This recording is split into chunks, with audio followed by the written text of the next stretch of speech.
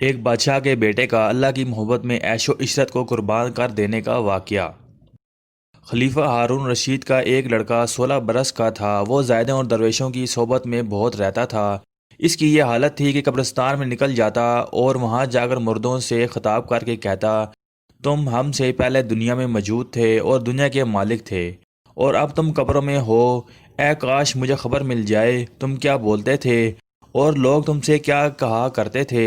غرض یہ کہ اس قسم کے کلمات حسرت امیز کہتا اور پھر پھوٹ پھوٹ کر روتا۔ ایک دن کا قصہ ہے کہ یہ لڑکا اپنے باپ ہارون رشید کے پاس آیا، اور اس وقت امراء اور وزراء اور ارکان دولت سب اپنے اپنے کرینے میں بیٹھے ہوئے تھے، اور وہ آیا بھی اس حالت میں کہ ایک تہمت اوڑھے اور ایک تہمت باندھے ہوئے۔ جب اس کو سلطنت اور ارکان دولت نے بلا خطا کیا تو آپس میں بعض آدمی کہنے لگے کہ اے امیر المومنین اور خلیفۃ المسلمین کو بادشاہوں میں ایسی ہی اولاد نے بدنام کیا ہے۔ اگر امیر المومنین اس کو تنبیہ کریں تو کچھ بعید نہیں کہ اپنی اس حالت کو چھوڑ دے۔ یہ بات خلیفہ ہارون رشید کے کانوں تک پہنچی۔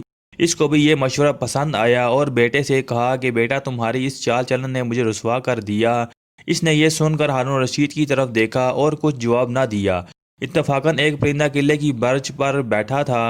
لڑکے نے اس کی طرف دیکھ کر کہا، اے پرندے، تجھ کو تیرے پیدا کرنے والے کی قسم، تو میرے ہاتھ میں پر آ کر بیٹھ۔ وہ پرندہ یہ سن کر فوراً لڑکے کے ہاتھ پر آ بیٹھا۔ کچھ دیر بعد اس سے کہا، اپنی جگہ پر چلا جا۔ وہ چلا گیا اور کہا، تجھے تیرے خالق کی قسم، امیر المومنین کے ہاتھ پر نہ آنا۔ یہ قدرت کی یہ نشانی اور کرشمہ اور کرامت حاضرین کو دکھلا کر باپ سے کہا، ابا جان، میں آپ سے علیحدہ رہوں گا، اور یہ کہہ کر بے توشہ و بے سامان چل کھڑا ہوا۔ صرف ایک قرآن شریف اور ایک انگوٹھی ہمراہ لی جو کہ اس کی ماں نے اس کو دی تھی۔ چلتے چلتے بصرہ میں آ کر ٹھہرا اور مزدوروں کے ساتھ مٹی گارے کا کام اختیار کیا، اور ہفتے میں صرف ایک دن مزدوری کرتا اور 1 درہم اور 1 وانق مزدوری میں لیتا تھا۔ ایک ہفتے میں 1 دانگ روز کے حساب سے استعمال کرتا تھا۔ ابو عامر بصری کہتے ہیں کہ میرے گھر کی ایک دیوار مدھم ہو گئی تھی۔ میں اسے بنوانے کے ارادے سے مزدوری کی تلاش میں نکلا۔ دیکھا کہ مزدور کی شکل میں ایک نہایت خوبصورت لڑکا ہے کہ میں نے ایسا حسین لڑکا پہلے نہ دیکھا تھا۔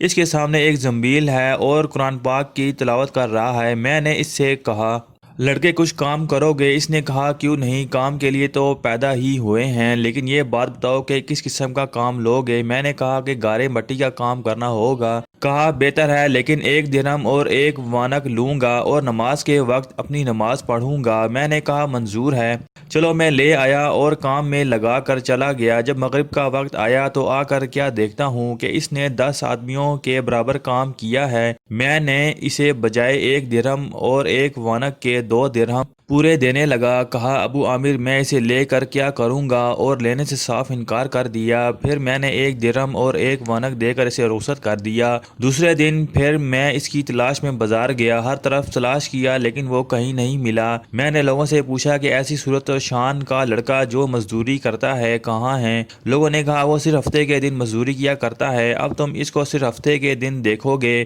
میں نے سوچا کہ کام کو موقوف رکھوں، جب وہ آوے یہ کام اسی سے لیں گے۔ جب ہفتہ کا دن آیا تو میں اس کی تلاش میں بازار آیا تو اسی حالت میں موجود ہے۔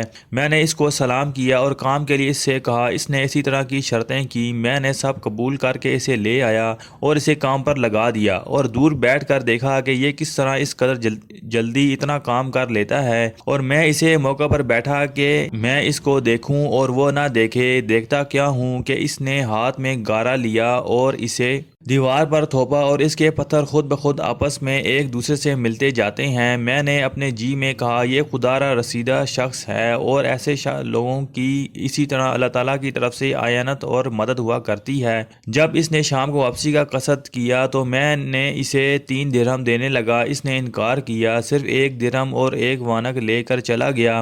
تیسرے شنبہ کو پھر میں بازار آیا تو اس جوان کو نہ دیکھا۔ لوگوں سے اس کا حال پوچھا تو معلوم ہوا کہ وہ 3 دن سے ایک ویرانے میں بیمار پڑا ہوا ہے اور موت کے قریب ہے۔ میں نے ایک شخص کو کچھ دیا اور کہا بھائی مجھے وہاں لے چل جس جگہ وہ بیمار اجل و راحت و قلوب رونق افروز ہے۔ وہ مجھے ایک ویرانے میں لے گیا، دیکھا کہ نہ وہاں در ہے، نہ دروازہ، نہ مسحری، نہ کوئی سامان راحت۔ اسی لکو دک میدان میں بے کس و بے بس وہ جوان بے ہوش پڑا ہے۔ میں نے جا کر سلام کیا اور دیکھا تو سر کے نیچے ایک اینٹ کا ٹکڑا رکھا ہوا ہے اور مرنے کے قریب ہو رہا ہے اور موت کا انتظار کر رہا ہے۔ میں نے جا کر اسے دوبارہ سلام کیا تو اس نے آنکھ کھولی اور مجھے پہچانا اور کہا کہ آپ مجھے دفن کر دیجئے گا، یہ قرآن مجید اور انگوٹھی میرے امیر المومنین ہارون رشید کے پاس پہنچا دینا۔ دیکھو یہ خیال رکھنا کہ تم اپنے ہاتھ سے امیر المومنین کے ہاتھ میں دینا اور یہ کہنا کہ یہ میرے پاس تمہارے ایک امانت ہے، ایک مسافر مسکین لڑکے نے سپرد کی ہے، اور امیر المومنین سے یہ بھی کہنا کہ دیکھو بیدار ہو،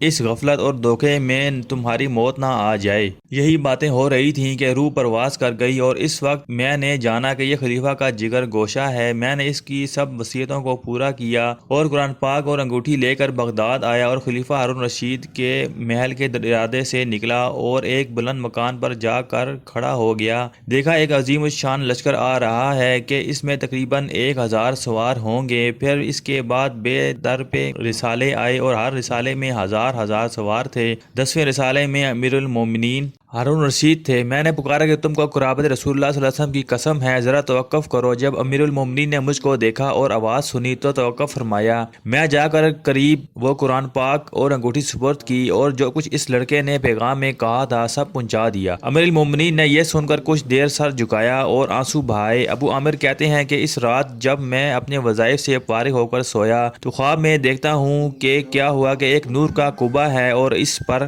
ایک نور کا ابر ہے۔ وہ نور پھٹا اور اس میں سے وہ لڑکا یہ کہتا ہوا نکلا اے ابو عامر اللہ تعالیٰ تم کو جزائے خیر دے، تم نے خوب میری وصیتوں کو پورا کیا۔ میں نے پوچھا بیٹا تم پر کیا گزری اور تمہارا ٹھکانہ کہاں ہوا؟ کہا اپنے اللہ تعالیٰ کے پاس ہوں اور وہ مجھ سے راضی ہے، کچھ ناراض نہیں، اور مجھے ایسی نعمتیں عطا فرمائی کہ نہ کسی آنکھ نے دیکھی اور نہ کسی کان نے سنی اور نہ کسی کے دل پر ان کا خیال تک گزرا۔ اور حق تعالیٰ شانو نے قسم کھا کر فرمایا ہے جو بندہ دنیا کی نجاستوں سے نکل کر آئے گا جیسا کہ تو نکل کر آیا ہے تو اس کو ایسی ہی نعمتیں دوں گا جیسی تجھے دی ہیں۔ اس کے بعد میری آنکھ کھلی تو دل میں اس کی باتوں سے اور بشارت سے ایک خوشی اور سرور پایا۔ سٹوری پوائنٹ کو سبسکرائب کرنا مت بھولیے، ویڈیو کو لائک کریں، شیئر کریں اور کمنٹ سیکشن میں اپنی رائے کا اظہار ضرور کریں۔